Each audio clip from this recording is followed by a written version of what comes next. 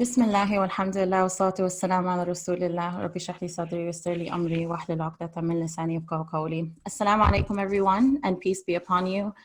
Welcome to this online webinar on strengthening our psychological and spiritual immunity. We have Sheikh Yaser Birjas here with us today. Welcome, Sheikh Yaser. Very happy to have you with us. And so, inshallah, this webinar really serves as an online haven for you in this time. You know, this is a time where a lot of us are facing, you know, just an increase of fear, anxiety, and just these difficult emotions that can come up during a time like this, where there's a lot of uncertainty. And so it's very important that during these times that we not only take care of our human experience, but we really connect to the essence of who we are. And so the topic of this webinar is about strengthening our spiritual and psychological immunity, because those are facets within us that we tend to neglect when we are going through this human experience, when we are going through, you know, these physical tests in life. And so I believe that tests in life really direct us to connect to the essence and the truth of who we are. And that is, we are spiritual beings. So we are not human beings having a spiritual experience. We are, in essence, spiritual beings having a human experience.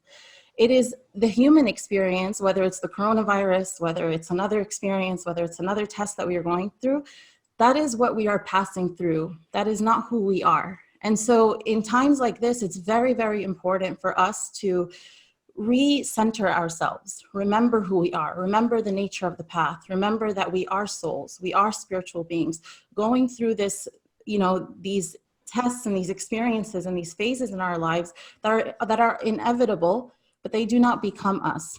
But when we treat these experiences as who we are, as the destination, as the end, as the, you know, the all be, you know, like the thing that consumes us, we forget who we are, we forget the nature of our path, we forget Allah as a destination. And the harm in that is that, as Allah subhanahu wa ta'ala tells us in the Qur'an, do not be like those who forgot Allah, He made them forget themselves. And so this is really the time for us to remember Allah, so that we also remember who we are, the nature of our path, and where we are headed to. And I believe in that realignment, we strengthen ourselves spiritually and psychologically.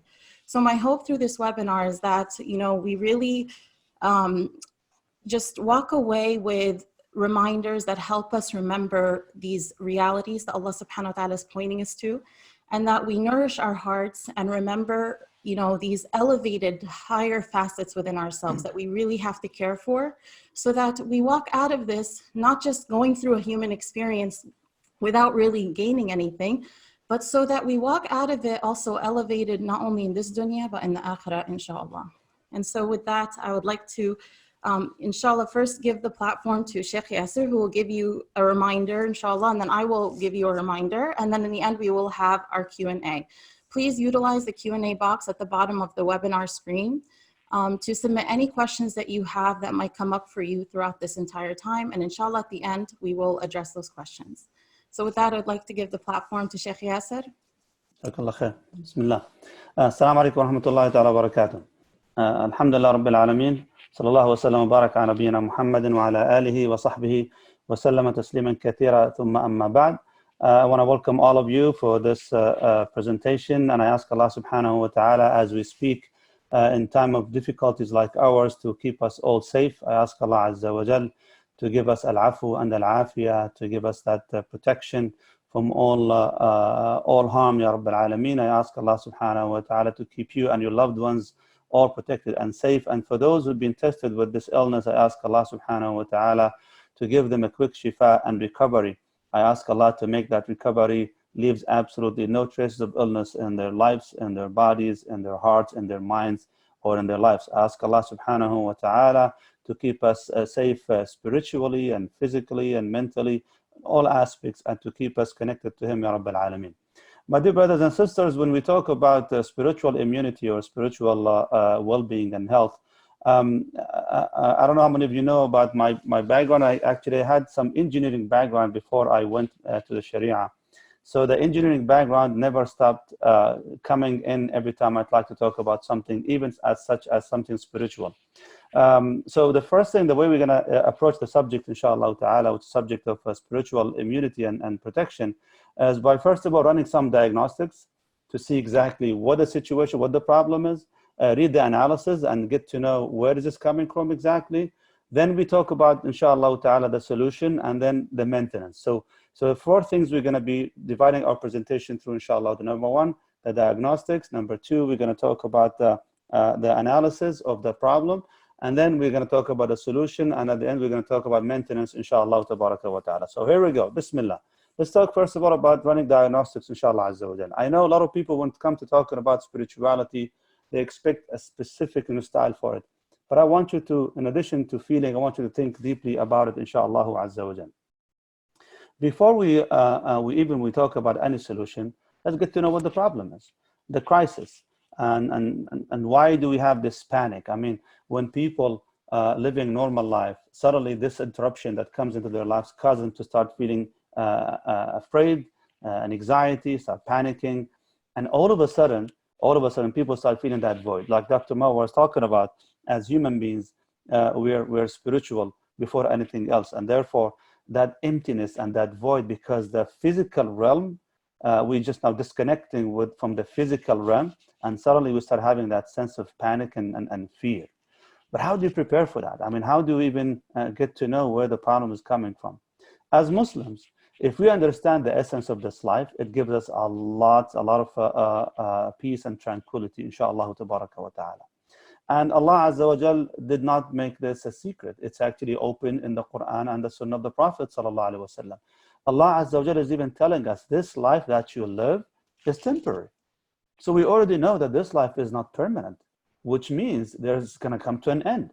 Whether it comes through, a'udhu billah, a test of coronavirus, for example, this virus, or coming through something else. So life is temporary for us. We should acknowledge that in the first and foremost. And if it's temporary, then what's the purpose of it? The purpose of it is that Allah subhanahu wa ta'ala explained in Surah Al-Anbiya, وَنَبْلُوكُمْ بِالشَّرِّ وَالْخَيْرِ فِتْنَةً وَإِلَيْنَا تُرْجَعُونَ. He said that we shall try you with that which is hard, which means shar, evil, something we dislike, وَبِالْخَيْرِ, something that we would like and would love to have. And Allah says all of this, which is basically negative or positive, is going to be for fitna, which means to try you and to test you. Why? وَإِلَيْنَا تُرْجَعُونَ, because at the end you're going to come back to Allah subhanahu wa ta'ala. So Allah Azza wa Jal is telling us this life is temporary, it's a test for you, so therefore it's going to come to an end in any way. So now the questions are out there and we need to look for the answers. A lot of people in the process of making living, they forget to make life out of it. So as we get involved and indulge in our life, we forget to really to look at the bigger picture. Why am I doing this? Or why am I living this life for? So when this whole life gets interrupted, suddenly people start panicking because they don't know what else to do now. How can I suddenly still start reconnecting with my spiritual being? Because everything was towards just fulfilling the physical being of myself as a human being. In Sahih Muslim, in حديث عبد الله بن عمرو بن العاص رضي الله تعالى عنهما أن رسول الله صلى الله عليه وسلم قال كنا مع actually Abdullah ibn Amr, he says that we were with the Prophet صلى الله عليه وسلم في سفر. They were traveling with the Prophet صلى الله عليه وسلم, and when they came to an area, they start, everybody start fixing their own small tent to where they would be sitting and spending the night and getting prepared, for the evening. He said, so, and the Prophet ﷺ, as we were doing that, the Prophet ﷺ made a call. So Sahaba, they heard the call on behalf of the Prophet ﷺ, as-salatu jami'ah, which means come to the salah. So they all came to see what's going on. And then the Prophet ﷺ told them, he says, مَا مِنْ إِنَّهُ لَمْ يَكُنْ نَبِيٌّ قَبْلِي. No prophet who came before me, إِلَّا كَانَ حَقًّا عَلَيْهِ أَنْ يَدُلَّ أُمَّتَهُ عَلَى خَيْرِ مَا يَعْلَمُهُ لَهُمْ. That every prophet was obliged to give his ummah that which is the khair that he was being given, and also to warn them against the evil that he's been taught or been actually given that knowledge of. And he said, sallallahu alaihi wasallam, وَإِنَّ أُمَّتُكُمْ, this ummah, Allah subhanahu wa ta'ala جَعَلَ عَافِيَتَهَا فِي أَوَّلِهَا. The best part of it is going to be at the beginning of it. And towards the end, he said, sallallahu alaihi wasallam, there will be a lot of bala, a lot of umurun tunkiruna. There will be a lot of trials, a lot of tests that people are going to have to go through, and fitan, trials and ordeals, يُرَقِّقُ بَعْضُهَا بَعْضًا, like everyone that comes after, make the one that came before way much easier for people to comprehend. Like we think that this one is harder than the end one, then the next one probably is going to get actually harder and harder. May Allah make it easy for all of us, Ya Rabbil Alameen. So the Prophet ﷺ says the believer would see a trial coming over and he says, this is the one that's going to kill me. But then tinkashif will be removed. And then another one comes and he says, maybe this is the one. And the Prophet ﷺ, he said that this is what the situation is going to look like towards the end of time. And may Allah subhanahu wa ta'ala protect us from all of this, Ya Rabbil Alameen. He said, sallallahu alaihi wasallam, for one who loves to be taken away from Jahannam and have his space in Al-Jannah, فَلْتَأْتِهِ مَنِيَّتُهُ وَهُوَ يُؤْمِنُ بِاللَّهِ وَالْيَوْمِ الْآخِرِ. Let them make sure that when the time comes for them, that they have faith in Allah subhanahu wa ta'ala and believe in the hereafter and the day of judgment. And then he should take care of the people. وَلْيَأْتِ إِلَى النَّاسِ الَّذِي يُحِبَّ أَنْ يُؤْتَى إِلَيْهِ. Let him love for people, give the people what he loves or she loves for herself. So the Prophet ﷺ is teaching us that, you know what, these are times of trials and we need to be prepared. And the way we prepare for that, he says, by having strong faith in Allah subhanahu wa ta'ala, knowing there is a day after this day, which means there is a life after this life, and then prepare yourself to take care of the people around you. That's what's going to be all about. So we live in time, Allah musta'an, it sounds like this. Everybody's panicking and people start becoming selfish right now. Everybody, as you've seen when you go out shopping, it's crazy how people shopping for things even completely irrelevant to the situation. Why? Because they're still connected to their physical being.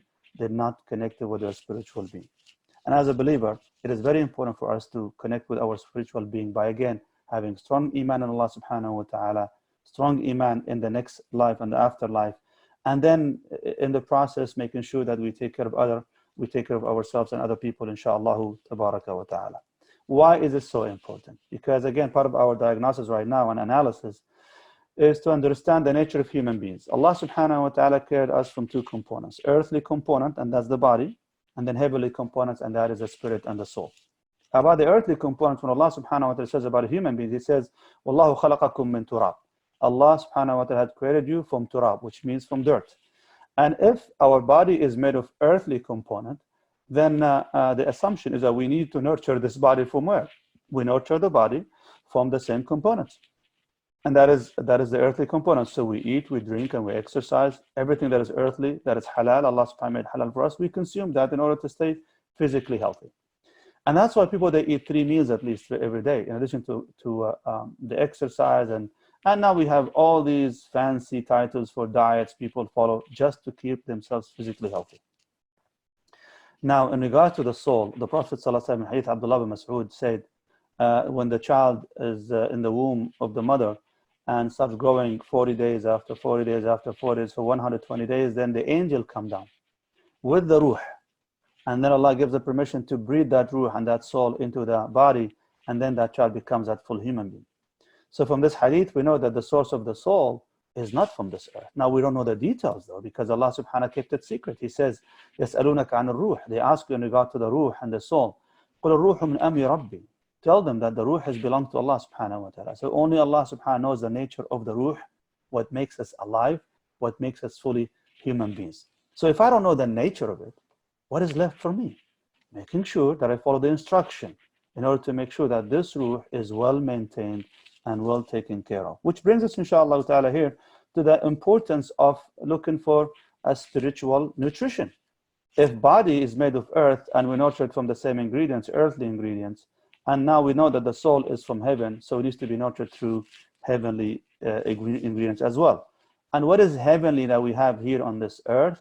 Other than to connect with Allah subhanahu wa ta'ala through the revelation that is wahi that came down to us, whether it's from Allah subhanahu wa ta'ala, the Qur'an, or the sunnah of the Prophet sallallahu alaihi wasallam, which he subhanahu wa ta'ala says, وَمَا يَنْطِقُ عَنِ الْهَوَى. He doesn't speak out of his vain desire.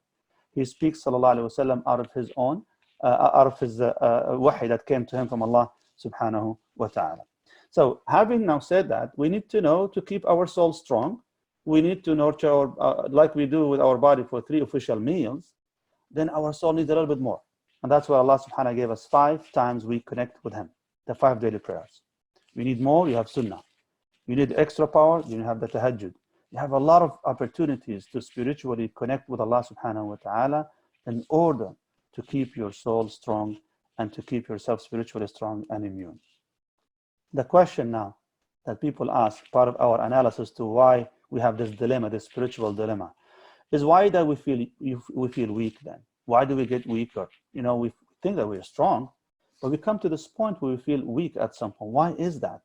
Let's see. First of all, in hadith, Handala radiallahu anhu, when he came to the Prophet sallallahu alaihi wasallam with Abu Bakr as-Siddiq, as Handala was walking in the streets of Medina, Abu Bakr as-Siddiq, he sees him, good morning, Ya Handala, how are you doing today? And Abu Bakr as-Siddiq receives a very surprising answer. Handala says, Nafaqa Handala, I feel hypocrite today. And Abu Bakr as-Siddiq knew who Handala was. He was just one of those righteous Sahaba radiallahu anhu. He goes, Mahiya Handala, what are you talking about? He says, listen, when we sit with the Prophet ﷺ, we just hear from him those beautiful words, and as if we see Jannah and Jahannam with our own eyes. Like as if we're living it. We get to this spiritual ecstasy and spiritual moment and a spiritual and emotional high that we feel we're already there. But the moment we leave and we go home, وَعَافَسْنَا الْأَوْلَادَ وَالْأَزْوَاجَ and intermingle with our families, our kids, نَسِينَا كَثِيرًا, we tend to forget a lot of that. So for Handala, he thought that was hypocrisy. Like, why can't I be on a constant state of consciousness? Why? Abu Bakr as-Siddiq, to his surprise, he said, you know what, if this is what you call hypocrisy, I'm a hypocrite too.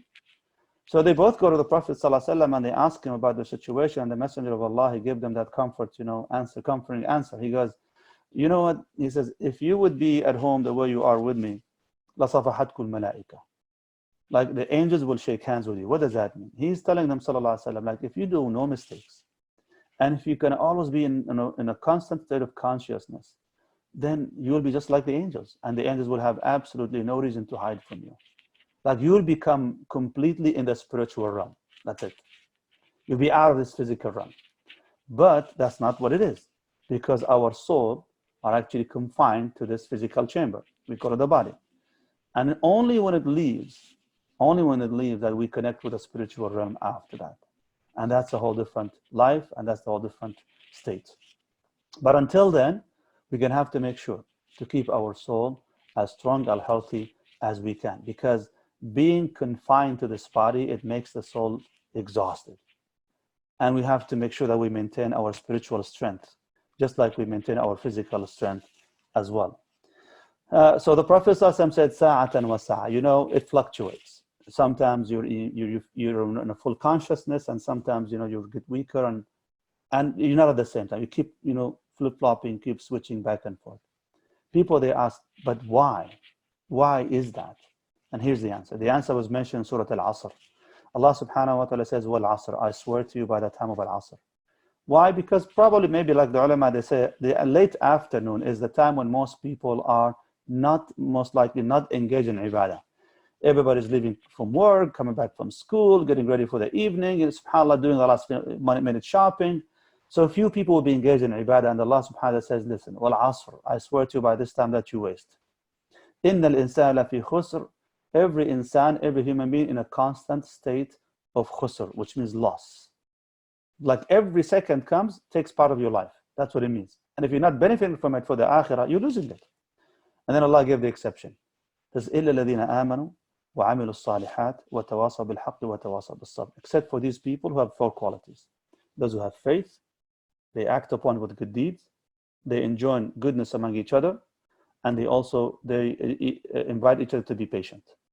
Now, what does that mean exactly? How is that related to the subject of feeling weak and feeling disconnected with Allah subhanahu wa ta'ala? You see, Allah subhanahu wa ta'ala speaks about the exception is these people who have strong iman and strong faith. And where this is coming from? Coming from knowledge. You know who Allah subhanahu wa ta'ala is. You know who you are. فَاعْلَمْ أَنَّهُ لَا إِلَهَ إِلَّا اللَّهِ. Have the faith. Have the knowledge that there is no God but Allah subhanahu wa ta'ala. With that knowledge, I'll have that strong iman and faith. Okay, what then comes after that? Practicing this iman. Now, where my weakness happen? My weakness happen is if I'm not practicing enough of what I know. See, I keep telling people, no matter how much you try and how much you think you strong you are, this is how much we know, and this is how much we practice. There was always a gap between what we know and what we practice. And as a result, we just kind of like, there's a gap that we have to try our best to bridge and close. Now, to be certain about closing this gap, it's impossible. Why? Because life wasn't meant to have that level of certainty. Instead, we keep trying our best. The more we practice and the closer we come to how much we know, the stronger we feel with iman.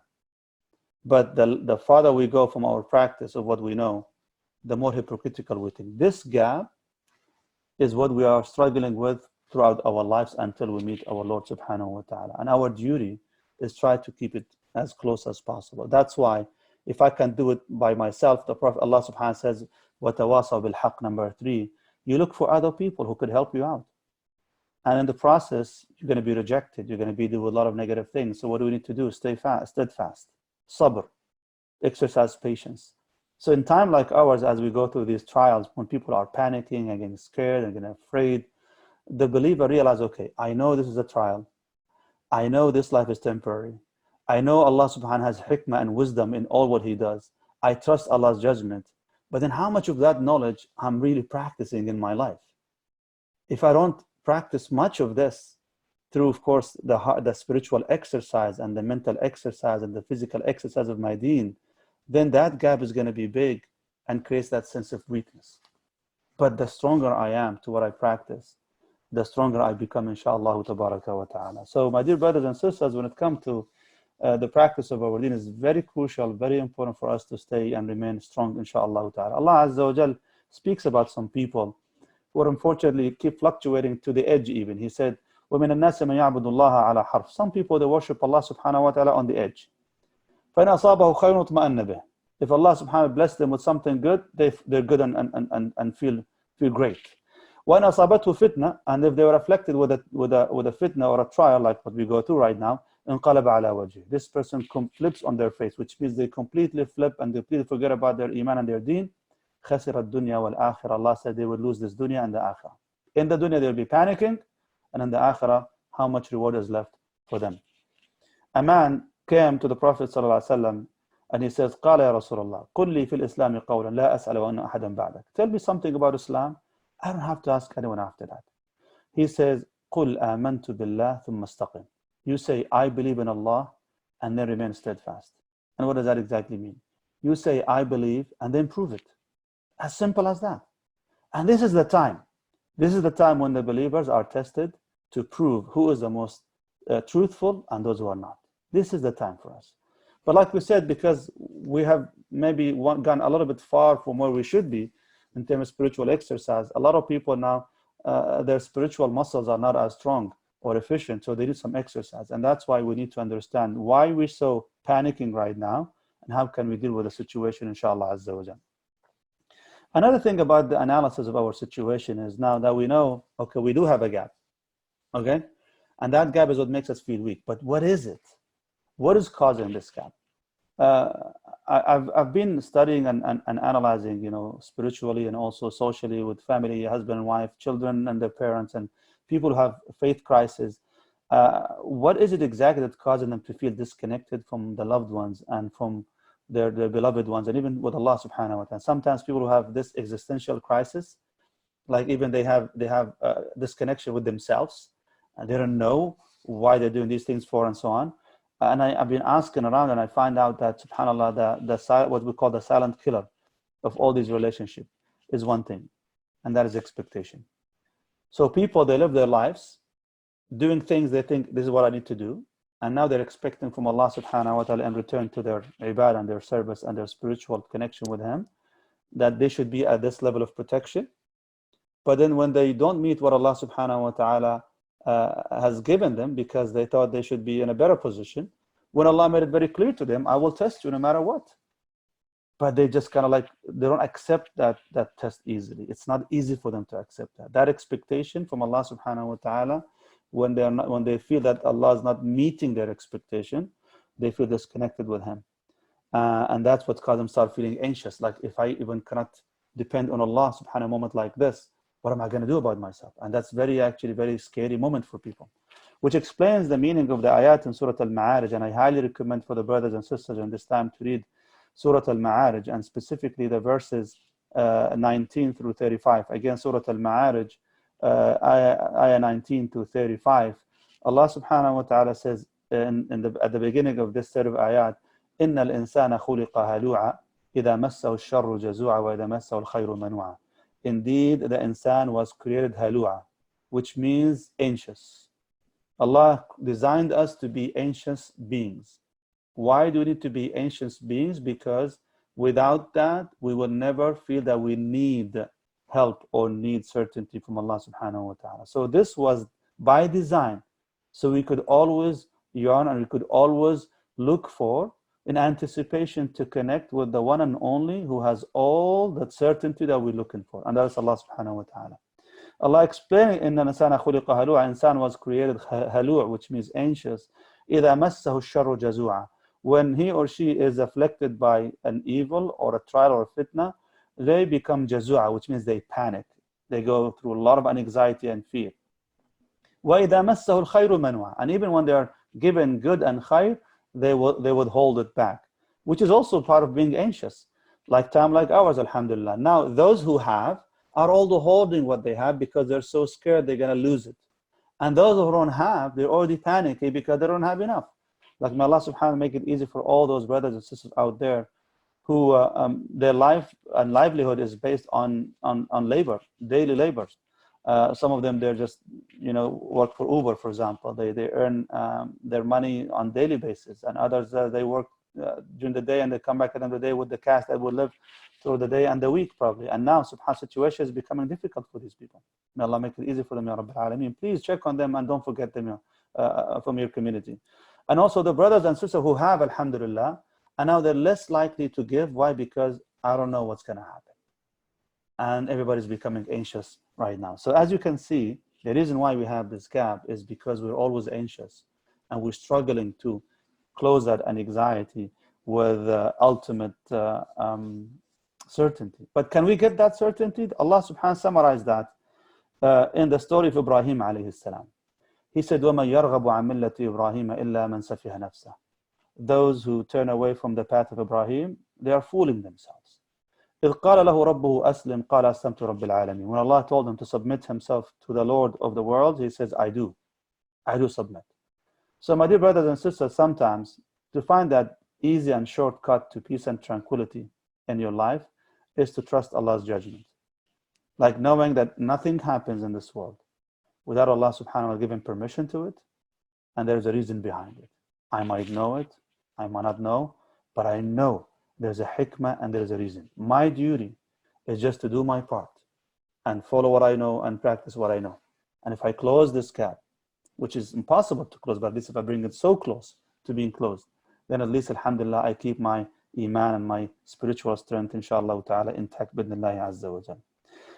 Allah azza wa jal is telling us, as we go through the process, we're going to have to go through a lot of anxiety, a lot of uncertainty. He says, وَعْبُدْ رَبَّكَ حَتَّى يَأْتِيَكَ الْيَقِينَ, and you worship your Lord until you meet your certainty. That certainty he's speaking about here is death. In retrospect, what we're going to be going through until then is going through a life of uncertainty. And he gave us a solution. The solution is stay with me. Worship me, he says. You worship your Lord until you meet your certainty. In order for you to find peace and tranquility, he says, stay with me, stay close to me, be in constant communication with me, and I shall give you that peace and tranquility until then. And may Allah subhanahu wa ta'ala give us that peace and tranquility, Ya Rabbil Alameen. And finally, I want to share with you a few points, inshaAllah azza wa jal. And these points are more of like practical tips on what can we do, inshaAllah, in order for us to stay connected with Allah azza wa jal. Like I said, Allah is asking us to connect with Him. But how do I connect with Allah subhanahu wa ta'ala? The first point, or at least to explain the meaning of connecting with Allah azza wa jal, because a lot of people say, well, I've been doing that, but I'm not really getting the benefit from it. Like I've been praying, alhamdulillah, the 5 daily prayers, I go to Jummah, I pray in Tahajjud, but I'm just not getting it.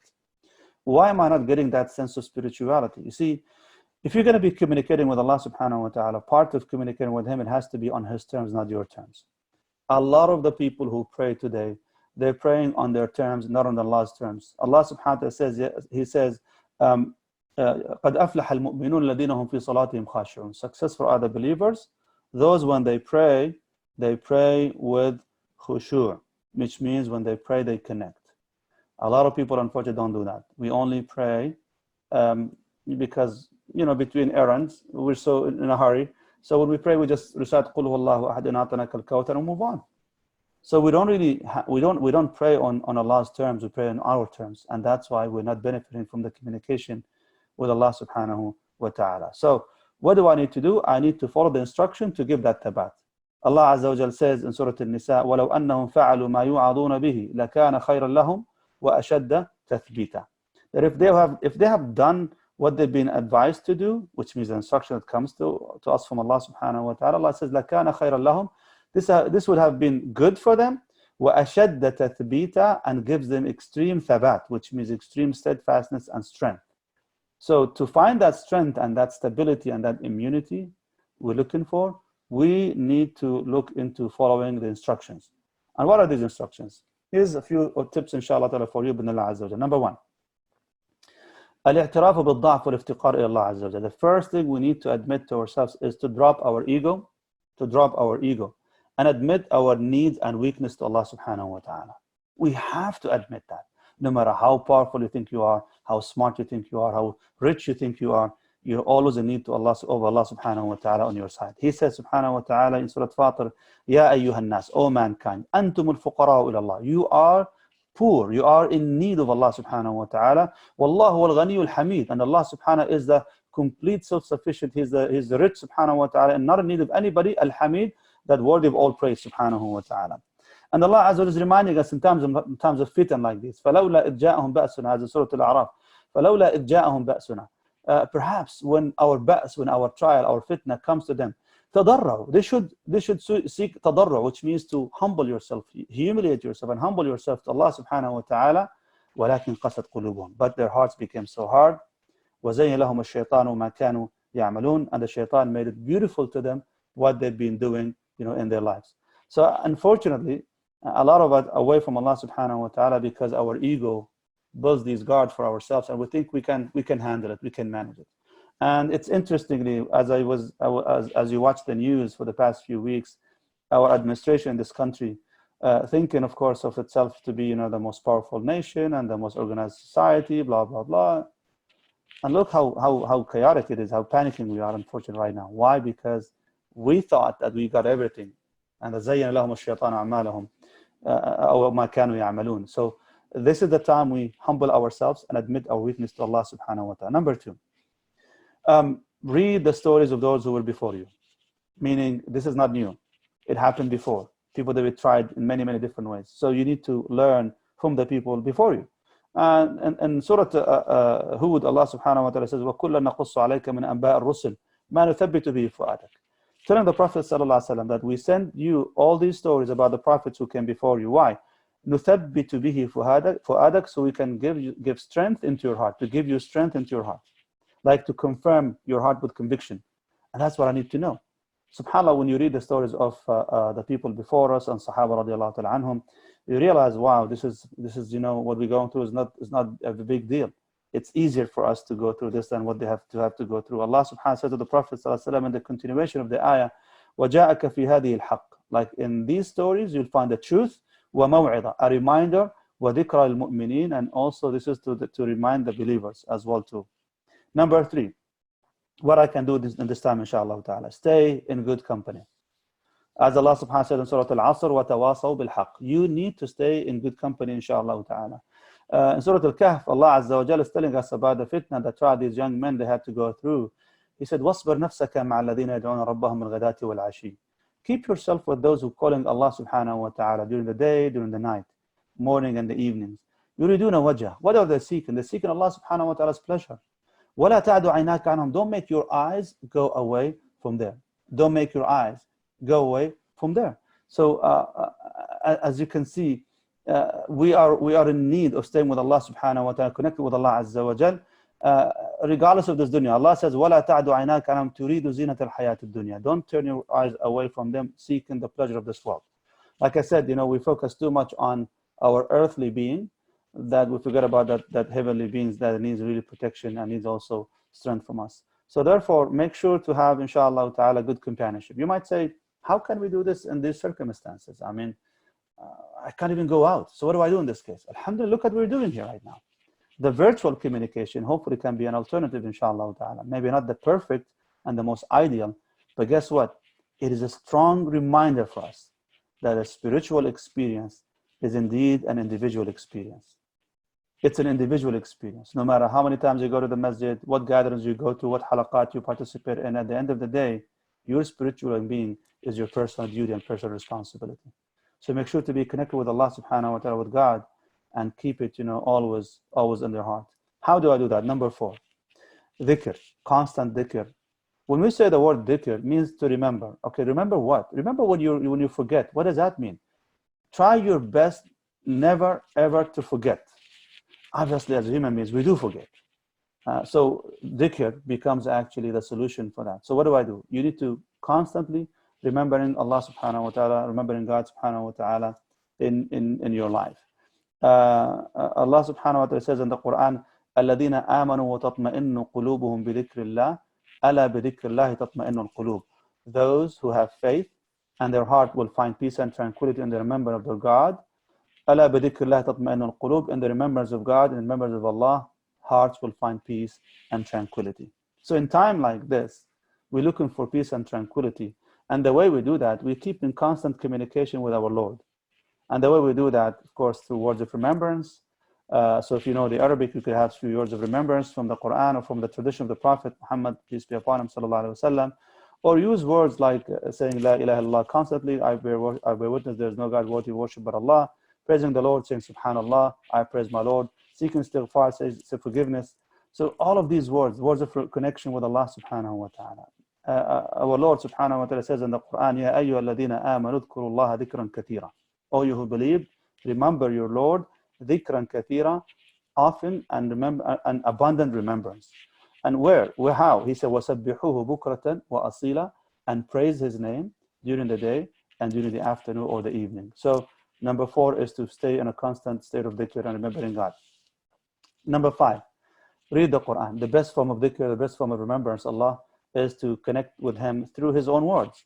And those words are the words of Allah subhanahu wa ta'ala in the Quran. As Allah says in the Quran, قُلْ نَزَّلَهُ رُوحُ الْقُدُسِ. Say to them, O Muhammad, that it was revealed to you through the Holy Spirit, which is Jibreel. مِن رَبِّكَ, from your Lord, بِالْحَقِّ, with the truth. لِيُثَبِّتَ الَّذِينَ آمَنُوا. This is to give thabat, to give conviction to those who believe. To give those who believe. And Allah subhanahu wa ta'ala says guidance. And it's also like a roadmap for you. For those who are looking for safety, looking for emotional and spiritual strength and power. You have the roadmap there mentioned in the Quran itself. وَبُشْرَى, and it's also considered a guidelines for those who submit themselves to their Lord. So read the Quran very often. Make it part of your day and part of your evening, inshallah ta'ala. If you don't speak Arabic, obviously the translation is a very important thing for you to connect with the words of Allah Azza wa Jal. Number 6, seeking forgiveness. In the process, of course, doing the right thing, I always make mistakes. And also, I'm not doing enough of good to be worthy of it. So therefore, what do I need to do? I need in a constant state of istighfar, which means seeking forgiveness from my Lord, because that is one way of showing my weakness and my need to him. And when Allah subhanahu wa ta'ala, Allah Azza wa Jal, the Lord, he said in Surah Al-Anbiya, chapter of Al-Anbiya, وَذَنُّونِ إِذْ ذَهَبَ مُغَاضِبًا, speaking about the Prophet Yunus or Jonah, when he was in the belly of the whale, and he was in such a very distressed situation, Allah subhanahu wa ta'ala spoke about him. He starts calling upon his Lord. فَنَادَى فِي الظُّلُمَاتِ. He says, my Lord, لَا إِلَهَ إِلَّا أَنْتَ, I bear witness, no God worthy of worship but you. Subhanak, I praise your name. إِنِّي كُنْتُ مِنَ الظَّالِمِينَ, I admit my fault. And Allah says, فَاسْتَجَبْنَا لَهُ, so we answered his call, وَنَجَّيْنَاهُ, and we helped him and we took him out of his stress. So the idea here is that we need to do our best, inshallah ta'ala, to always pay admitting our faults. Number 7, make a lot of dua. So you always invoke Allah subhanahu wa ta'ala, raise your hands, and keep asking him for your needs. Specifically in time like ours, when the situation is very dire, really, we need protection from Allah from everything. Like in Prophet Musa, when he fled Egypt, and in the middle of the desert, when he was by himself, alone, poor and in need of every possible help he could get. He was in the shade of a tree, and he raised his hand and he goes, Rabbi inni lima anzalta ilayya min khairin faqir. My Lord, I'm in need of every good you can send to me. Like, I'm so poor, I'm in need of your help and your support. And Allah immediately brought him help instantly after that. So we make a lot of dua, inshallah ta'ala. And as we do so, once we put everything, when we do our part, number 8, we put our trust in Allah, what we call it in Arabic tawakkul, which means reliance on your Lord, and just put your trust in Allah. Because I've done everything in my power, the rest of it now goes into his hand. Number 9, to summarize all of this in one single practice, wake up at night and do tahajjud, or the night prayer. In the night prayer, it was the first thing that was prescribed for the believers when the mission started in Mecca. Can you imagine? They're few and they're weak and they're poor, and the first thing Allah is asking of them is to spend most of the night doing tahajjud or doing night prayer, as in Surah Al-Muzammil, chapter of Al-Muzammil, قُمِ اللَّيْلَ إِلَّا قَلِيلًا, get up, except spend the night in worship except for little. And Allah says, استعينوا بالصبر والصلاة, seek assistance and help through prayers, through patience, and through salah, and through prayers as well. And finally, as we do this, don't forget about other people around you. Invite other people. Because no matter how much we try to stay alone and just mind ourselves, we've been requested to invite other people, because when we bring like-minded people together, we become stronger as a community. So I start from inside, from within, and I go outside. So this is the time, as I start, alhamdulillah, connecting and feeling strong and feeling better, reach out to other people. You need to start going out to reach out to other people. But again, when I say get out right now, virtually, to call people, check on them, give them advice. And you never know, wallahi, sometimes your call will come to somebody in the lowest moment of their day and their night, or probably even their life, and that will be like coming from heaven. So invite other people to do the same thing. Like what we're doing over here, this is my contribution, inshaAllah ta'ala, my humble contribution to this mission. And I hope that each and every one of you take these words seriously and understand their spiritual strength and immunity, where it's coming from. And to summarize everything, inshallah, to cap it and wrap it up with Allah Azza wa Jal. So I want you to remember that the first thing, why we panic and why we have this void, it's because a lot of us forget about our connection with Allah subhanahu wa ta'ala, about the fact that we are of two components, earthly and heavenly. We focus so much on the earthly component, so when we are now tested, we have no connection with the spiritual component. Everything was been connecting with the earthly component. Suddenly now we're panicking, we don't have that connection with the spiritual component. And why is this coming? Where this panicking and weakness is coming from? It's coming from the fact that we know a lot, but we don't practice enough of what we know. And that gap makes us feel weak and feel hypocritical a little bit. So what do we need to do? We try to our best to bridge that gap and close that gap. And how do we do that? And that's by trying to communicate with Allah subhanahu wa ta'ala in a way that is meaningful to Him, so we can find that peace and tranquility with Him subhanahu wa ta'ala. There is so much we could do. We could remember, I guess I gave you 10 points, inshallah ta'ala, as maintenance, like you keep doing that, and there's much more to that, bidnillah, like fasting and so on. But at least you start somewhere and build it one step at a time, inshallah. May Allah subhanahu wa ta'ala give you that spiritual immunity and that spiritual strength. I ask Allah Azza wa Jalla Almighty to keep you all safe in this difficult time, you and your loved ones. I ask Allah to remove this illness and to remove this sickness and this disease from this world. I ask Allah subhanahu wa ta'ala to remove it swiftly and quickly, leaving traces of it, leaving no trace of it at all, Ya Rabbil Alameen. And barakallah fikum. I hope for you guys to stay safe wherever you are, and keep up the good work, inshallah. Jazakumullah khair. Assalamu alaikum wa rahmatullahi wa barakatuh. Alaikum assalam. Jazakallah khair, Sheikh Yaser. Thank you so much for that. Ameen to your dua.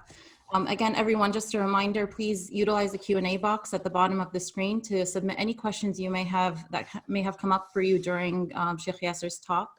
And I will continue now with the remaining portion of this webinar. And what Sheikh Yaser said is actually a great segue into my reminder, because we're going to continue talking about dealing with anxiousness, dealing with uncertainty, and that gap that he mentioned, you know, between what we know and what we actually apply into our lives. And so first, you know, I want to first address, you know, each of your hearts in the sense that, you know, we all woke up today with a state in our hearts, right? We all woke up today with, whether it was, we felt, you know, with an internal state, whether it was fear, whether it was anxiety, maybe it was just a sense of like numbness, you know, everyone woke up with a certain state. You all brought that state into this webinar today. And so whatever state that you're in, you know, I pray that inshallah that you walk away with feeling a little bit lighter and a little bit more nourished and more centered, inshallah. And so the common, you know, emotion or internal experience that I would like to address in this time is the anxiety that many people are feeling, the anxiousness that many people are feeling. And, you know, anxiousness, what it is it's an emotion that's very much associated with uncertainty. You know, if you look up anxiousness, the definition is a feeling of, you know, worry, nervousness, or even unease that is about typically associated with an imminent event in the future, right? Something that has an uncertain outcome. So of course, what we're going through now definitely has an uncertain outcome, but that's not different than many of the things that we go through in life. In fact, there's so many things that are uncertain each day that we don't even realize. But Allah subhanahu wa ta'ala sends us these tests to remind us of that uncertainty, that really, that really we are not certain of our next breath, of when we're going to live, when we're going to, how many more days we're going to live, when we're going to die. We're not certain of many things, and Allah subhanahu wa ta'ala sends us these reminders in smaller ways, but He also sends us these reminders in bigger ways, just as like with the coronavirus. And so for me, though, to address this anxiety, this anxiousness, this fear, about the uncertainty that we're dealing with, I have to connect you to the tools that Allah subhanahu wa ta'ala put within you to navigate your human experience. As I said before, that it's very important to remember who we are. It's very important to remember that we are spiritual beings having a human experience, that our permanent part of us is this soul that transcends this human experience, and what we go through is the humanness part of us. But so as we're going through this human experience, Allah subhanahu wa ta'ala gave us tools, and many of us are disconnected from them. And that disconnect between us and ourselves and these tools that Allah subhanahu wa ta'ala put within us, it really contributes to us not being able to know how to navigate these human experiences. And this is why this is a time, and tests in general are a time for us to turn inward, to connect to these tools that Allah subhanahu wa ta'ala put within us as a navigation system to Him, and as a navigation system to navigating this path, this human experience to Him. So for me, and for those of you who are familiar with my work, you know that I cannot teach you how to approach anything on a psychological or spiritual level without first connecting you to your psycho-spiritual system. And this is something that is of great importance to me and is a big part of my work, because early on, I realized how much importance we give to our physical system. If you look around, if you study the world, and I like to look at the world in the sense of like looking at all the systems that exist in the world, and you'll notice that whether it's the solar system or even the physical systems within yourself, you'll notice that it's not enough to know the entities that exist in the system. You have to know the flow within that system, the flow between these entities for that system to be in harmony. For example, the solar system, you will see that, it's not enough for us to know that there are planets and that, there's the sun, right? We have to know that the planets revolve around the sun. And if the planets actually revolved around anything else, there would be chaos. So there's always that center point of each system. You have even the cardiovascular system, right? You have all these different entities within the cardiovascular system, but what's the center point? The heart, right? The physical heart. In the digestive system, right? You have the stomach, the small intestine, large intestine, but the stomach is the center point, right? So in each system, there are entities, there's a center point, and then there's a flow. And we have to know the flow. We have to know how should we interact with these tools? How should we, with these entities, how should they interact with each other for there to be peace and harmony? So over the years, I realized we gave so much importance to anything that is measurable, anything that is physical. And then when it came to our psychological and spiritual system, it was very vague. It's like, work on your heart, tame your nafs. And so for me, it's very important for us to really understand these tools, because they are tools. And when we can understand them, we can learn how to navigate them in a way that our internal experience doesn't become us. No, we actually are in control of how to navigate them. And so to approach anxiety, I would like to, and so throughout, exploring these systems, that's what led to the development of my heart over mind and ego approach, which is really rooted in leading from the heart.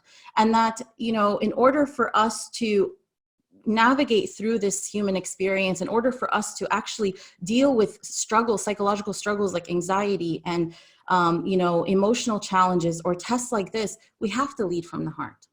We cannot be leading from our nafs, from our egos. We cannot be leading from our emotions, and we cannot be leading from our minds. I actually find, and this is something that have become clear for me, not only as, throughout my studies, but in therapy settings and working as a psychologist, that when we lead from our mind, when we lead from our nafs, from our egos, from our emotions, our anxiety gets heightened. And so right now is a time for us to really realign our system, our psycho-spiritual system, our psychological and spiritual system, so that we can feel that harmony and that peace. Because right now, many of us are consuming information about what is happening, and we're trying to approach everything with the mind as the king. And many of us are consumed by our emotions, and we're leading from that place. But when the heart is the lead, the eye of the heart is on Allah subhanahu wa ta'ala. And this is so important because the heart can derive meanings from the world that the mind cannot. You know, the mind is a very rational, part of us, right? It's like it absorbs information from the world through our senses. It calculates them, it processes them, it stores that information, and interprets that information, then stores that information, right? So it's calculating all the time. But a lot of those calculations come back to us with still us not knowing anything that is certain. It's still, it's not, understanding our tests are not going to be as easy as 1 + 1 = 2. But that's what our mind does. It absorbs information from the world, it processes it, interprets it, and then we're still left with what? That uncertainty. So when we're leading from our mind, we're not happy with that uncertainty. So what do? The nafs is uncomfortable. The nafs says, no, think again, think again, think again. We burden our mind to understand what it was not equipped to do. We burden our mind with something that Allah subhanahu wa ta'ala did not burden it. It did not burden it with understanding everything. It did not burden it with having all the answers. And in this time that we are living in today, this is what we are, many people are dealing with that anxiety, and not just through the coronavirus, but through many of their tests when there's a lot of uncertainty.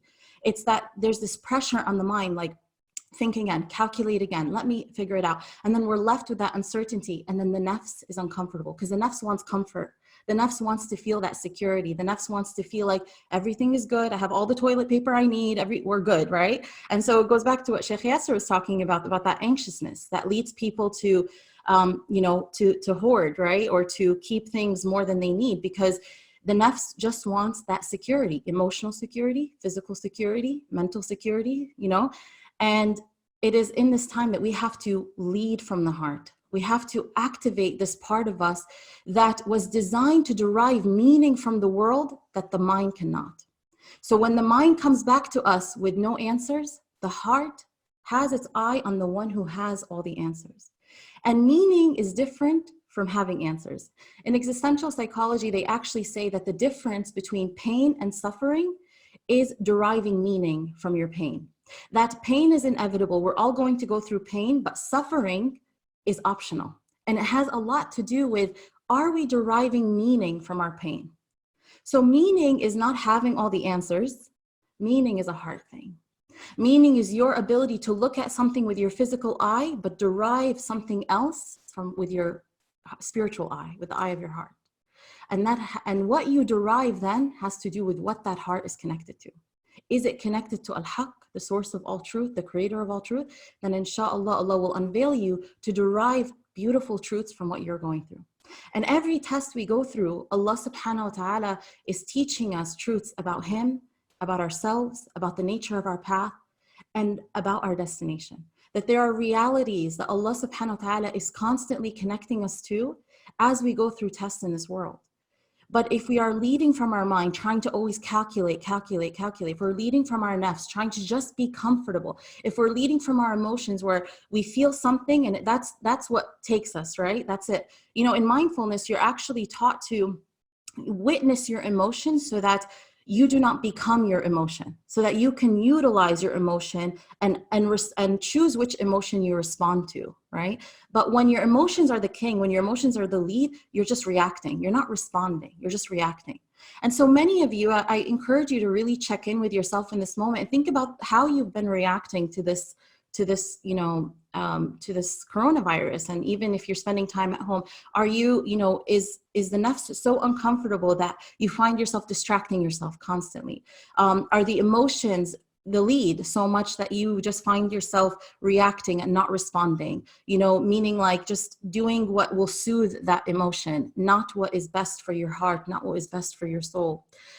How are you, which part of you is the lead right now? Do you find yourself up at night, overthinking, about all the things that could go wrong?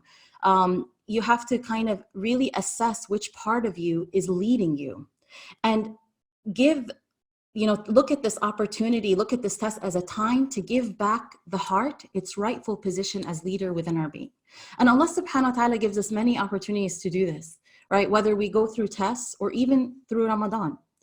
Perfect example of how the sweetness that we feel when we give the heart back its lead is Ramadan, because what happens in Ramadan? Whenever any facet within us is weakened, the other facet has no choice but to become the leader. Like for example, people who are blind actually are known to have a stronger sense of hearing, and people who can't hear are known to have a stronger sense of sight. SubhanAllah, there's this sense of balance in our systems where a deficiency in one area allows for another area to be strengthened. In Ramadan, what do? We deprive our nafs. So our nafs becomes deficient, right? We deprive it of its nourishment as we don't eat when we want to, right? We're much more aware. We're not just, following our nafs blindly.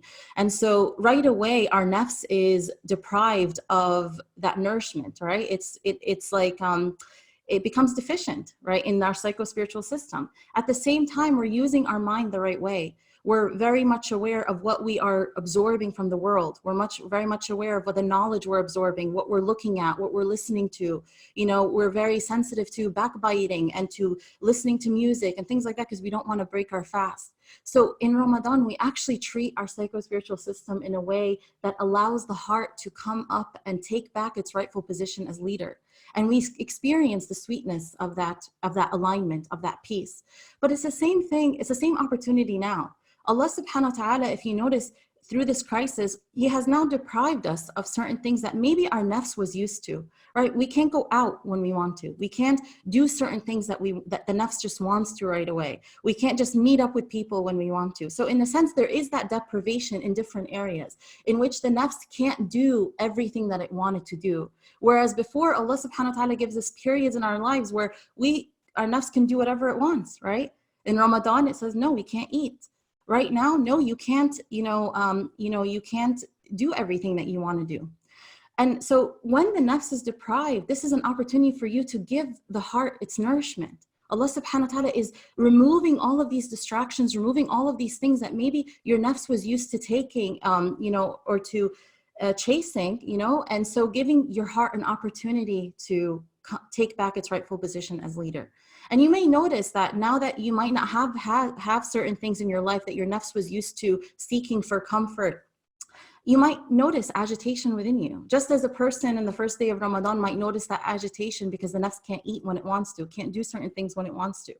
So you might notice now that you're feeling this agitation, you're feeling that discomfort, and this puts pressure on our mind and, to have all the answers. And this is what leads to heightened sense of anxiety. As Sheikh Yaser mentioned, the verse in the Qur'an where Allah subhanahu wa ta'ala tells us that, mankind was created anxious. And so anxiousness is very much a part of our human nature, but we all can experience it on different levels. And that really has to do with how we, react to that, to our experiences. So before I give you some key, tools that I would like to really connect you to, I just want you to be aware of these facets within you that you are responsible for navigating. In any moment, you have to ask yourself, am I feeding my heart or am I feeding my nafs?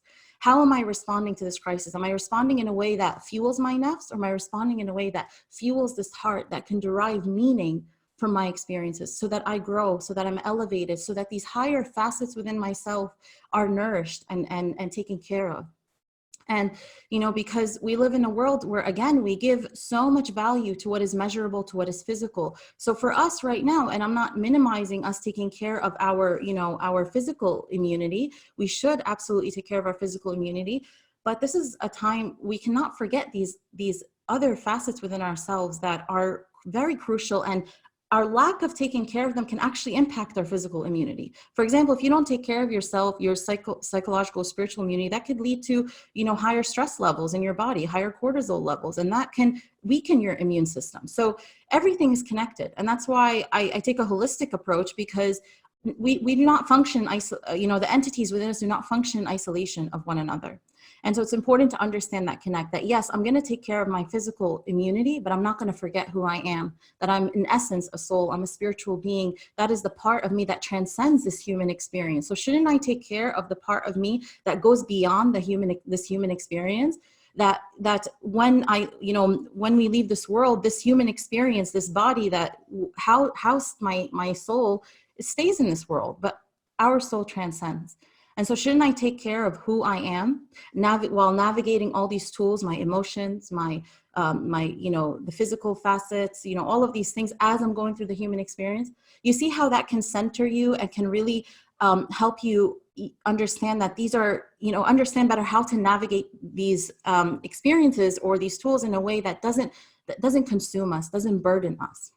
And so it's very important for us to just remember first, before we start thinking, okay, how am I going to approach something? How am I going to deal with anxiety? Remember who you are. Connect to these tools that Allah subhanahu wa ta'ala gave you. Allah would not put you on this earth and say, good luck. He gave you tools. I mean, if a human being can think of a navigation system in a car for you to get from point A to Z, do you think that the best of designers, the best of creations would not give you your own navigation system internally? And we are going from point A to Z.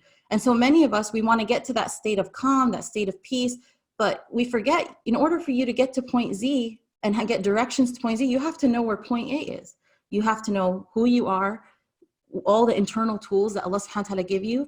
And then from that's when you start walking the path, because you're connected to these tools that Allah gave you, and you are connected to who you are, you're connected to your starting point, and then you are ready to follow those directions to get to point Z. So now I'd like to give you some, key reminders in order for us to help give the heart back its lead, its rightful position as leader within our being. And in doing so, help us take care of our mind, our mental state, and our emotional state. So the first thing is, monitor your thoughts. In times like this, it's very important for us to be a little bit more sensitive to what we're thinking about and how we're thinking about these things that we're absorbing every day. Within a minute on social media, you've absorbed so much information. And it's very important to understand that this mind is not the king, but it is a powerful, powerful tool. It is what serves this most strongest part within us, which is the heart. So that means that this mind is there to serve this part that I'm trying to maintain as leader, that I'm trying to take care of. So that means I have to take care of what the mind absorbs. But I also have to take care of the thoughts and the direction of these thoughts that are coming up. So in this time, many thoughts are going to come up for you. Thoughts about Allah subhanahu wa ta'ala and what he is doing. And, I'm hearing from people, people about their thoughts about, why is Allah subhanahu wa ta'ala, what's the wisdom behind this, or why is Allah doing this? And so you have to be more aware of what are the thoughts that are coming up for you about Allah subhanahu wa ta'ala, about the world, about your spiritual path, and monitor, which ones are productive, which ones are healthy, which ones are actually contributing to more anxiety. And so, Imam al-Ghazali, rahimahullah, he says that if the first inward thought is not warded off, it will generate a desire, then the desire will generate a wish, and the wish will generate an intention, and an intention will generate the action, and the action will result in ruin and divine wrath. So evil must be cut off at its root, which is when it is simply a thought that crosses the mind, from which all other things follow on. This is very consistent with a modality in psychology known as cognitive behavioral therapy, where we actually, as a psychologist, we work with clients to evaluate these thoughts that come up at their most basic state, so that we can nip them in the bud, in essence, and understand their value and understand which ones are helpful and which ones aren't. And so we have to be aware of the thoughts that come up for us. How are we thinking about our experience right now? How are we thinking about Allah subhanahu wa ta'ala? How are we thinking about ourselves, our world? And all of these thoughts can either promote our anxiety, or it can help us direct us into a more productive and contribute to our spirituality as well. So be aware of the thoughts that are coming up for you. And if you are having negative thoughts about Allah subhanahu wa ta'ala, if you're having thoughts in which you are questioning Allah subhanahu wa ta'ala, make the mind the servant, not the king. Meaning, just because you have a thought doesn't mean that's the end. And this is what contributes to anxiety, is that people will think, if they have a thought, an anxious thought, like something bad's going to happen, if the mind is the king, that thought becomes the end. That becomes like the consuming thought. But if you understand this mind is not the king, not everything that comes back to me with is the ultimate reality, that Allah is al-Haq, He is the truth. I take these thoughts to Him. And by doing so, you're using this mind as the servant of the heart. So this is the time to really understand that whatever my mind comes back to me with, as I'm absorbing the information from the world, as I'm learning about this virus, as I'm learning about all these things, what am I doing with these thoughts? Am I taking them to Allah? Or am I letting my mind be the king, my mind be the know-it-all, my mind be the one that says, okay, you have a thought, that is it, that's true. Your thoughts are not your ultimate reality. Just because you are worried that you think something bad is going to happen, your mind is not the king. It does not determine what happens. Allah subhanahu wa ta'ala determines what happens. But your mind is there to serve the heart. So in those moments, direct your heart to Allah subhanahu wa ta'ala. Use that thought, even if it's negative, as a means to Allah subhanahu wa ta'ala. Whether it's through the form of dua, Ya Allah, you know, I do not know. Ya Allah, you are the King of Kings. You're the one who has knowledge of the unseen. Those are moments in which you are treating the mind as the servant. You're humbling your mind. And we do this in sujood, right? You are taking this most powerful part of your brain, the prefrontal cortex, which is the part of us that differentiates us from animals, the part of us that is involved in decision making and abstract thinking and advanced thinking, and the part of us that makes us, think about all the what ifs that could happen. And what do? In every rak'ah, we put that part of us to the floor. We humble that part of us. And one of the things that actually solidified, gave me really solidified the heart over mind and ego approach was sujood, was me reflecting on sujood and looking at how even in sujood, when you're putting this most powerful part of your mind to the floor, your heart is still higher. This is a reminder that when we humble our minds, our heart will rise.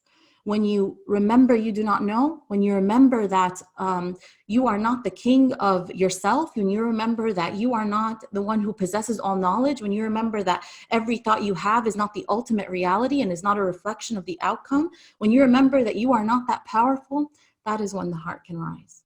When you treat the mind as the servant. The next thing is, this is a time for us to really acquire knowledge.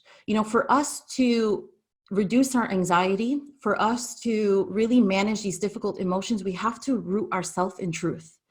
Truth is what filters out what is false. It is what filters out illusions. And the reason I say that is because what does shaitan do shaitan will definitely use fear as his greatest tool. Shaitan wants us to be in an anxious state. He wants us to be in that fearful state. And so what does shaitan do? He connects us to illusion. But what is the future? Is it real? It's an illusion. And because anxiety, remember I said it's associated with the future and an uncertain outcome. But the future right now is not real. It's an illusion.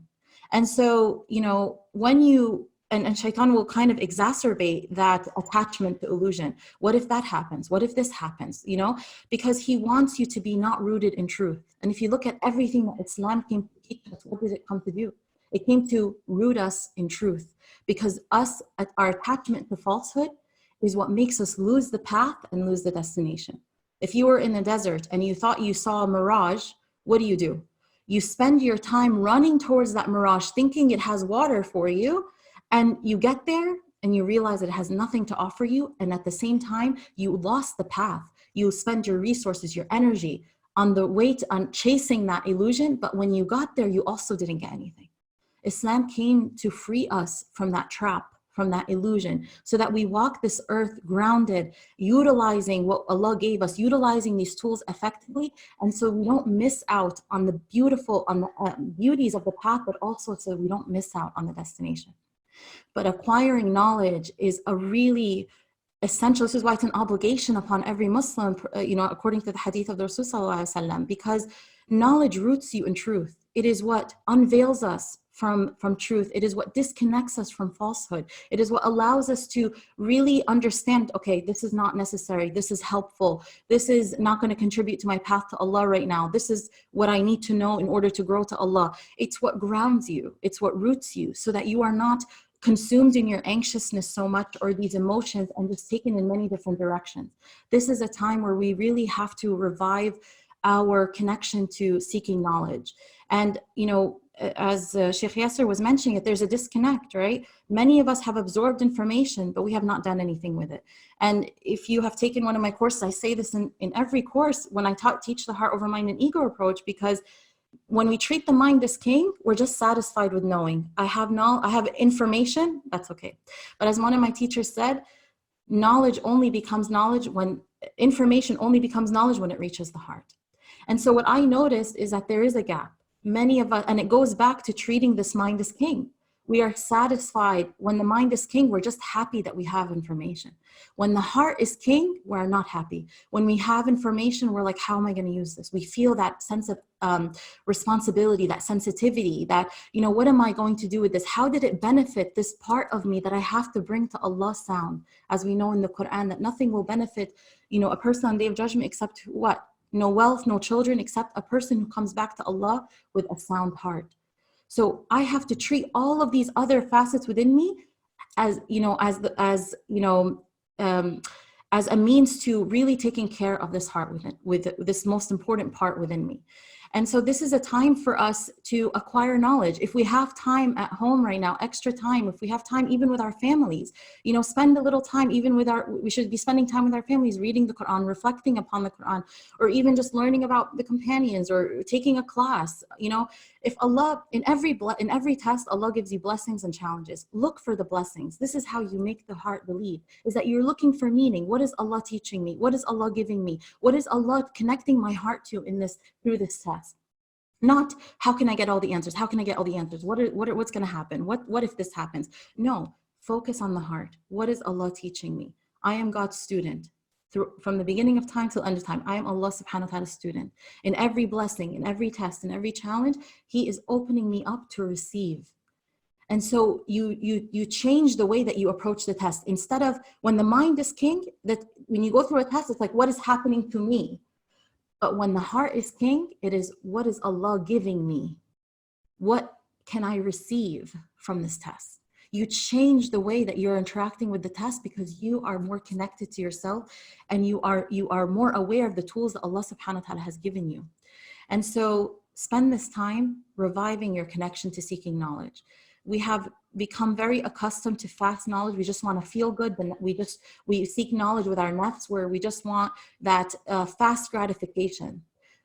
Spend this time really seeking knowledge with your heart, seeking for the sake of seeking Allah subhanahu wa ta'ala alone, not just to feel good, but to close that gap between what you know and what you actually apply. Sit with the discomfort that comes when, you know, you're learning something and then you're trying to apply it, because it's through applying it that really sweetens and deepens your connection to what you have absorbed with your mind. It is through application that you're able to understand what you absorbed with your mind on a whole different level. Don't deprive yourself of that. Even after this webinar, you know, please do not let what you learned stop here. Pick one thing that we shared with you and commit to doing it this week. Even if it is, you're going to just do it once a day, or you're going to just take something small and you're going to do it consistently. But do not just treat your mind as the king, even in this webinar. Do not just be satisfied with, okay, alhamdulillah, I attended this webinar. No, your heart is the king. How now will what you learned in this webinar translate into your heart having an experience with what you learned? How will that information go into knowledge? These are things that you might think, how does it contribute to my psychological well-being? It most definitely contributes, because when you treat this heart as the leader, you remove that burden on the mind to know everything, to figure out everything. These are the things that really contribute to that heightened anxiety that many people struggle with when they are going through tests. It is these times when you open your heart and you direct your heart to Allah subhanahu wa ta'ala, and you use His test as a means to Him, that Allah subhanahu wa ta'ala, you'll find that He is aligning you in a way that is in line with His truths.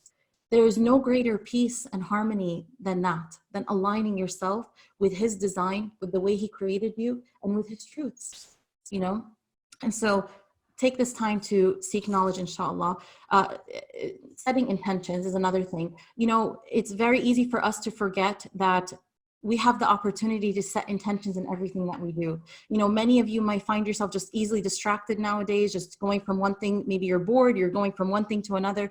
It's very important that we use this time to be more present, to be more, just centered. And by being more present, you're giving your attention to what is in the here and now, and you're reducing your attention to what is going to happen in the future, to that illusion. So by being present, you are actually becoming more connected to truth and less to illusion and to falsehood. And a great way to be more present is to set intentions. You not only gain meaning in this world, but that intentions have meaning for you in the next world. And so this is a great time for us to even practice setting intentions for any little thing. If you're cooking for your family, set an intention. Make it for the sake of Allah subhanahu wa ta'ala. If you're spending time with your family, set an intention. Make it, reflect on how what you're doing is pleasing to Allah subhanahu wa ta'ala. You'll find that your energy is going into the present, and you'll find that your heart and your mind become more nourished, because you take back that energy that you gave to the future, where it doesn't belong. This is our only reality. And the present is a sacred space. It's the only space in which we can connect to God, and it's the only space in which we can derive nourishment from Him. Reflection is also a great way. Reflection is a great way to bridge that gap between the mind and the heart. As you gather information, reflect upon it so it reaches the heart. It's not a coincidence that Allah subhanahu wa ta'ala reminds us constantly of the power of reflection. And that is because reflection in the Qur'an, because reflection is what really connects what we know to what we actually apply, and to us feeling that sweetness of that information and that knowledge. Supplication is a great way. There are a lot of supplications that we are taught, especially by Prophet Muhammad ﷺ, about anxiety. One of the supplications that he teaches us, the Rasul ﷺ has said, whoever was afflicted with grief and anxiety says this following dua: Allah, the exalted and ever majestic, will remove his grief and will change his sorrow into happiness. So, and the dua that the Rasul ﷺ is mentioning, and I will email everybody these du'as that I mentioned after this webinar. So the dua that the Rasul ﷺ teaches us is, "Oh Allah, I am your servant and the son of your male servant and the son of your female servant. My forehead is in your hand." It's amazing, even just that concept of my forehead is in your hand. The part of us that worries, that thinks of what ifs, all the things that could happen, we're putting it in Allah subhanahu wa ta'ala's hand. My forehead is in your hand. Your judgment upon me is assured. Your decree concerning me is just. I ask you by every name that you have named yourself with, revealed in your book, taught any one of your creation, or kept unto yourself in the knowledge of the unseen that is with you, to make the Qur'an the spring of my heart and the light of my chest and the banisher of my sadness and the reliever of my distress. So maybe you could commit to saying, every day I'm going to say this dua. Or as Sheikh Yaser mentioned, this was actually the next step is dhikr, and I'm not going to dwell too much on that because Sheikh Yaser mentioned it already, but just want to focus really specifically on the power of istighfar when it comes to anxiety. The Rasul ﷺ says, if anyone constantly seeks pardon or istighfar, Allah will appoint for him a way out of every distress and a relief from every anxiety, and will provide sustenance for him from where he expects not. And it makes sense, because what does istighfar do? It connects us to Allah. It connects us to the realities that this is not our world, that we have a destination we're going to. It shifts your heart to work for that destination. And whenever you spend time being concerned with your akhirah, Allah takes care of your dunya. And so istighfar is a powerful way to really put this world in its place and to remember the reality that we are heading to remember the reality of our path and the reality of our destination. And so subhanAllah, there are many benefits to istighfar, Allah providing for us, Allah taking care of our needs, but relief from anxiety is a key positive outcome as well. Finally, reconnecting to the concept of qadar, fate, predestination. It's very important that while we definitely should not minimize the means, all the things that Allah subhanahu wa ta'ala has given us. While it's very important to take the necessary means, it's very important to tie our camel first. It's very important to practice self-care and take care of these things that Allah entrusted us with, our health, our physical health, our spiritual health. At the end of the day, we must connect to the ultimate truth, which is, at the end of the day, regardless of statistics, regardless of human calculations, regardless of your mental calculations, nothing can harm you unless Allah wills. And so this is a means to detaching from the outcome, detaching from the illusion, remembering that I am in charge of what Allah put in front of me, but that outcome, it's in Allah's hands completely. And so I leave you with this beautiful, beautiful reminder from the Prophet ﷺ that I love to remind myself of constantly throughout my life, because it just really connects you to that power that Allah subhanahu wa ta'ala has, and that nothing can harm us unless He wills it. So the Rasul sallallahu alayhi wa sallam, he was right. He turned to Ibn Abbas radiallahu anh, and he gave him this reminder, and he said to him, young man, I will teach you some words. Be mindful of Allah and He will protect you. Be mindful of Allah and you will find Him before you. If you ask from Allah. If you seek help from Allah. Know that if the nations gather together to benefit you, they will not benefit you unless Allah has decreed it for you. And if the nations gather together to harm you, they will not harm you unless Allah has decreed it for you. The pens have been lifted and the pages have dried. So my brothers and sisters, please do take the means. Please do make sure that you take care of your physical immunity. Don't forget though your spiritual and your psychological immunity. But remember, at the end of the day, it is Allah subhanahu wa ta'ala who determines what your future holds. So do not feed into the whispers of shaitan. Do not make your mind the king and try to think about all the different things that can happen. Center yourself, make the heart the lead. Give back the heart its rightful position as leader within your being, and keep the eye of your heart on Allah subhanahu wa ta'ala. And inshallah, in doing so, you strengthen your spiritual, your physical, but you're also your spiritual and your psychological immunity. Okay, so with that, let us go to our Q&A time, inshallah. So we will address the questions that people have submitted. Sheikh Yaser, are you with us? Yes, I am here. Okay. So first question we have is, how do we make the right intentions when doing ibadah? For example, when memorizing the Qur'an, how do we make sure that we're not memorizing for the wrong reasons, like showing off? Well, subhanAllah, when it comes to the intention, like Dr. Mar said, beautifully, it comes from the heart. I mean, this is to help us to align, yourself and why you're doing this for. And that is part of, being in a constant also state of dhikr, reminding yourself all the time that I'm not doing this just for this purpose, which is the worldly purpose. As we mentioned earlier, your part of you is earthly, the other part is heavenly. And in order for you to stay healthy, you're going to have to give each the haqq that is due to it. So when you always keep your hearts aligned with the earthly aspects, like I'm doing this for the show, I'm doing this for the money, I'm doing this for the people, this and that, and so on. So yeah, you're going to get satisfied physically probably. But it doesn't satisfy you spiritually, because you're not giving your soul and your ruh the benefit of what you're doing right now. Everything is going towards the benefit of the body. So therefore, how do I do that? I need to think about my soul as much as I think about my dunya. Like I want to memorize the Qur'an in order for, alhamdulillah, to beautify my voice, to maybe teach my kids or do this. These are good intentions. They don't contradict, anything, but they're still, we need to look for the higher purpose. So always try to teach yourself to think of a higher purpose. Like I'm doing things, even when I give people, I give them because I feel bad for them. But at the same time, I want to do it because Allah subhanahu wa ta'ala will be pleased with me. And it's also a mean of expiating my sins and so forth. When I read the Qur'an, I want to read the Qur'an because, again, I would love to maybe teach my kids the value of reading the Qur'an, or my spouse or my family. But at the same time, I want to do this because these are the words of Allah subhanahu wa ta'ala. It's supposed to be the most beloved thing to me. So again, you try to balance yourself. I'm doing something for the dunya, but what is the higher purpose of it? If I can always focus on the higher purpose, inshallah, we can do the right thing with Allah Azza wa Jalla. Also, the intentions is a struggle. Sufyan ibn Thawri rahimahullah ta'ala, some say Sufyan ibn Uyayna, he said, عالجت نيتي 40 سنة. Like I've been working on my intention for the past 40 years. I'm still working on it. So it's a lifelong journey. Why? Because like you said, shaitan is very clever. Every time you intend something good, the shaitan wants to give it, to break the power of it and make it ineffective by making it to go to the earthly component. So you do your best, inshallah. Every time you see your intention is shifting and drifting, bring it back again. Try to realign again. Consciously think about what you're doing this for. Always remind yourself with a higher purpose, inshallah. And with good practice, it's going to be okay, inshallah. No. Jazakallah khair, Sheikh Yaser. Our next question is, how can we battle feelings of social isolation during the coronavirus lockdowns?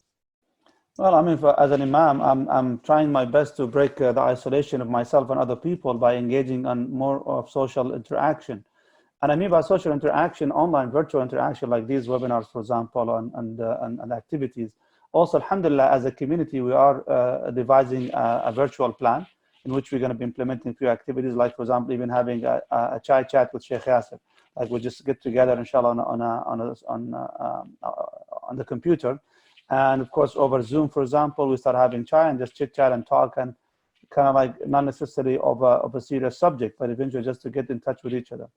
I would recommend for people to do that on FaceTime, have a party watch together as a community, as a group of people, have a Qur'an halaqa online together, do a book club, virtual book club. You could do that as well too, inshallah ta'ala.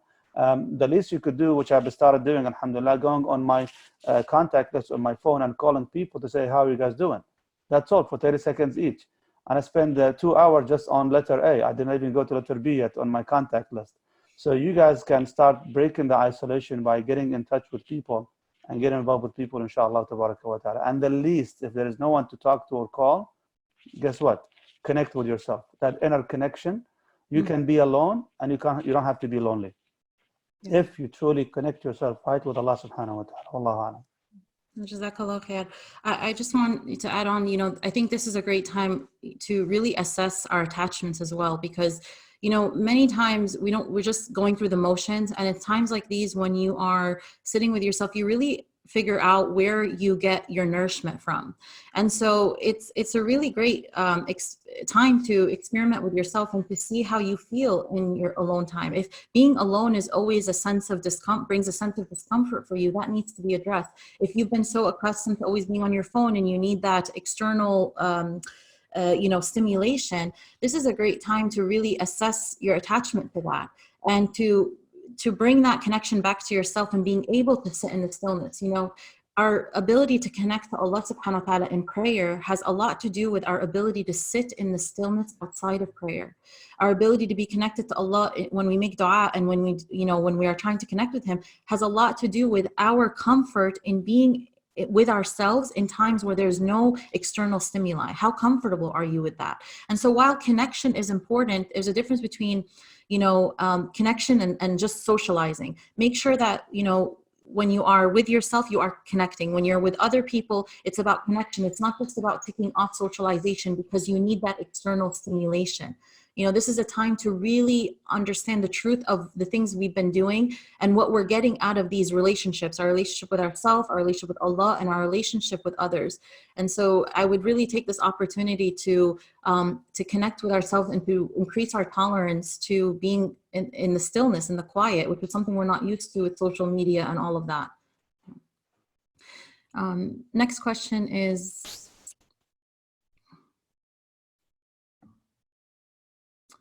okay.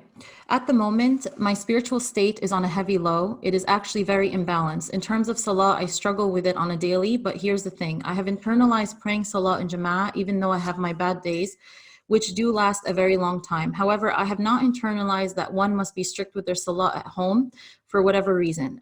As example of this imbalance, I will pray my fajr and dhuhr, feel the midday slump, and neglect the rest of my prayers. Some days I even read Qur'an until dhuhr salah and neglect the rest of my prayers. How do I internalize praying salah at home? Am I not fulfilling my obligation because of emotions? What's your take on that from an emotional perspective? And what should I do? So I think it goes back to, not making our emotions the lead. I think that one of the things that I teach in my Heart Over Mind Ego approach is that when the mind is the king, you walk towards Allah only as far as you comprehend. When the emotions or the nafs is the king, you walk towards Allah only when you feel good. But when the heart is the king, you walk to Allah in all conditions. So one of the things that we have to really cultivate is, it's not to minimize our emotional experience, and it's not to say that it's not important, but to build this muscle where, again, they're not consuming you, you're holding these things, you're navigating them. So they become the means to Allah. So you have a heaviness, take it to Allah, even if you're dragging your feet. You know, if you have a negative thought, take it to Allah, even when you do not want to. And so this is part of the journey, is that the reality is we're not going to always feel that spiritual high. We're not going to always feel like, and these times like this that can leave people feeling very emotionally drained. A lot of their energy is going to thinking about all the things that could happen. And it could leave people feeling like, you know, they don't want to just walk towards Allah. They don't want to pray. They might not feel as a spiritual motivation. And so this is a muscle we have to build. And this is something that requires training. It requires, just as you would build the physical muscles, you do it consistently, you go to the gym even though you don't want to. It's the same thing with our psycho-spiritual facets. It's the same thing with our, you know, with our spiritual well-being, is that there are times where we have to, you know, I often say like the just do it Nike mentality, or the rip the Band-Aid mentality. And I know, trust me, I know it's not easy, and I'm not saying it's easier said than done, but it is something that we have to work on. And I promise you, the days that you take your heart to Allah, even though you don't want to, He never lets you walk away in the same state, ever. Because in that moment, you showed your sincerity. In that moment, you walk to Allah, you prove that you seek Allah, not the spiritual high, that you seek Allah and not feeling good. So I encourage you to just cultivate more moments where you take your heart to Allah, even though you don't want to, but still do the work to take care of your mental and emotional well-being, because everything, you know, works together.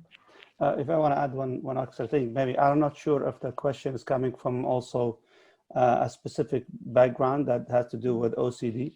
Yeah. Maybe some people, they have the sense of obsessive, you know, need to do their ibadah and do it right.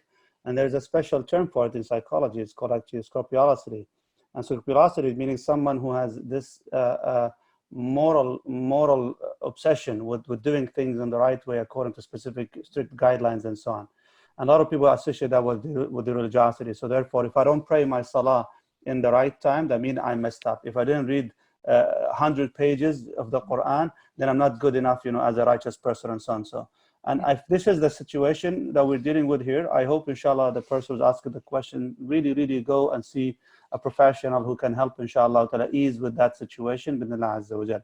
Other than that, if not, then people need to understand reaching the ultimate level of certainty is not of this world.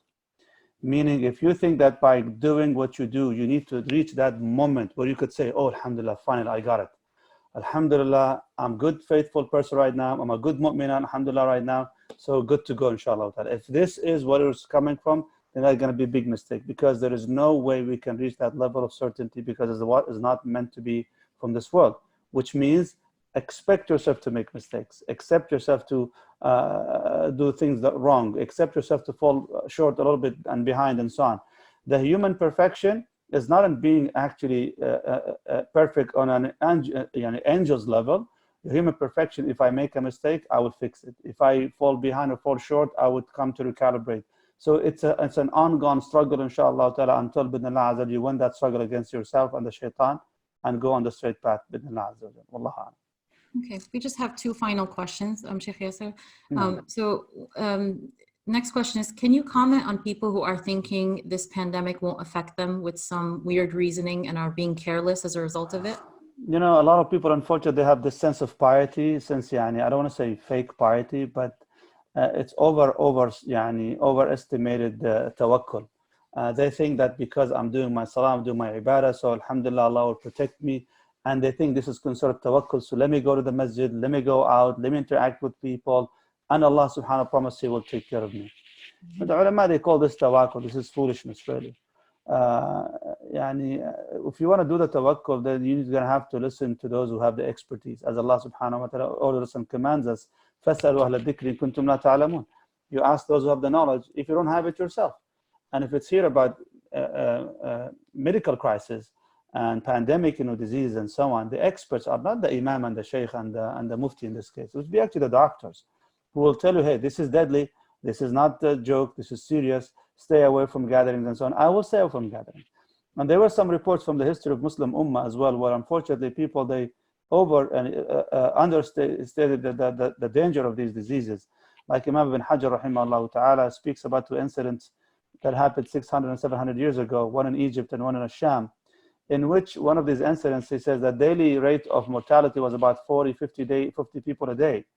But then some people, they announced, let's fast 3 days and go out, all of us, in the open desert and ask Allah for help and protection, just like we do when they lack the rain and for istisqa. And he says, as a result of them doing that, the mortality rate spiked many times by the hundreds and the thousands, he said. Why so? Because when they did that, they were supposed to be separate from each other. They're supposed to have this social distancing. Instead, they all went out to pray and stay together. So the marid carried the disease to the sahih, and then the sick to the healthy. And there you go, we spread the disease. Just because people think, religiously, we're supposed to have tawakkul and so on, that doesn't mean to throw ourselves into the fire like this. We cannot do this, and we need to listen to the experts. And the experts here in this field are the doctors and the healthcare providers. We just listen to what they say, and we follow their instruction, inshallah ta'ala. Wallahu a'lam. Jazakallah khair. Our final question is, this circumstance has become a reason for us to stay in our homes at a time when some people run away from their home spaces, our home spaces. What advice can you give for us to maintain peace and harmony in our homes, to be tolerant with different members of the family that you ordinarily only have in small doses, as they are not always in the house? It's a test of our patience too, and I just want to learn the best, from it and use it as a means to improve my relations, inshallah. It's a great question. It's an interesting question. I keep joking to people about it. They ask me, how are you guys doing at home? Because I have 4 kids and 2 of them already adults, mashallah. So you're talking about 3 adults, 4 adults actually in the house. And how are you going to survive this time right now? So I keep telling people, alhamdulillah, mashallah, we're spending more time together. We get to know each other right now. And I found out that my kids and my family, mashallah, they're good people, alhamdulillah, rabbil alameen. So we have time right now to spend more and extra time together. And it could be a blessing, wallah. It's a blessing. And in these situations, it could be a blessing, alhamdulillah, in disguise. And how do people do that? There are going to be a lot of adjustments. Here, people, they need to expect, again, lots and lots of adjustments. One of our biggest problems when it comes to interaction with other people is the transitioning phase.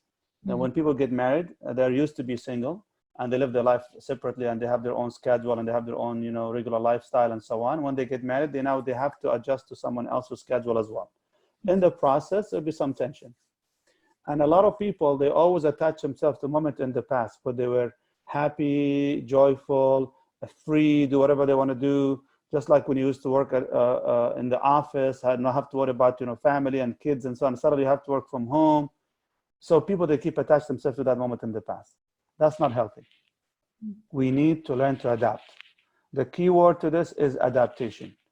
What is it that I can do? You need to learn to be flexible. It's not a matter of choice. It's a matter of necessity to be flexible. Well, I'm not that flexible person. Then learn it. I don't like to do that. You don't have to like it, but you're going to have to learn it. People, they need to learn to be flexible. They need to learn to maintain, a healthy relationship. We get to learn a new skill. It's a time, like you said, to acquire knowledge and start learning. Switch your intention to something to be better, inshallah, tabaraka wa ta'ala. Make a lot of dua. Plan the day with your family. Have a husband-wife time if you guys are married. Have a family time together if you are. If not, then again, connect yourself online with other people and so forth. There are many different ways we could do to create harmony in the house, inshallah, tabarak wa ta'ala. But that's a different topic. It's a whole different seminar. Yeah. Allahu a'lam. Jazakallah khair, Sheikh Yaser. I just wanted to address just one specific point, which is about, dealing with people that you had said, like the person was saying normally, like they would take in small doses, but now they're kind of forced to be with certain people that they might not have good relationships with. And I think this just speaks to like how Allah subhanahu wa ta'ala like now is testing our nafs, because we're pretty much become a culture where we've been very accustomed to just, put boundaries and do things in the service of us just feeling good and comfortable. And now we're put in this test where we can't usually use the same means to feel comfortable, right? Where we can't use the same means for our nafs to feel good again. And so I would just look at this as an opportunity for for you to earn more reward with Allah subhanahu wa ta'ala, to work on our nafs, but also even within your home to create spaces for yourself, to have moments with yourself where you get that nourishment, so that when you go back and you interact with your family or that person that you have a hard time with, you are more spiritually equipped. So use this time to have more moments with Allah subhanahu wa ta'ala. Ask him for help to help you deal with those difficult relationships, so that it's not just you could still try to minimize that amount of interaction with them as much as you can if you're able to, but take moments where you are strengthened on your own with Allah, so that you can stand in front of those people and have the healthy interaction with them, inshallah. So with that, that concludes all our questions. I want to thank you, Sheikh Yaser, for your time and for your great reminder. Really, really beneficial for us. And I pray that all of us just take something that we're going to apply beyond this time. This is really the most important. If you benefited at all and you felt like that spiritual uplifting, don't let it end here. Don't let the mind just be the king. Don't let your emotions be the king. Allow your heart to experience the benefit of that information by applying it. Take one thing, do it with your family, make it a means to Allah subhanahu wa ta'ala. Thank you all for Thank you very much. Assalamu alaikum wa rahmatullahi wa barakatuh.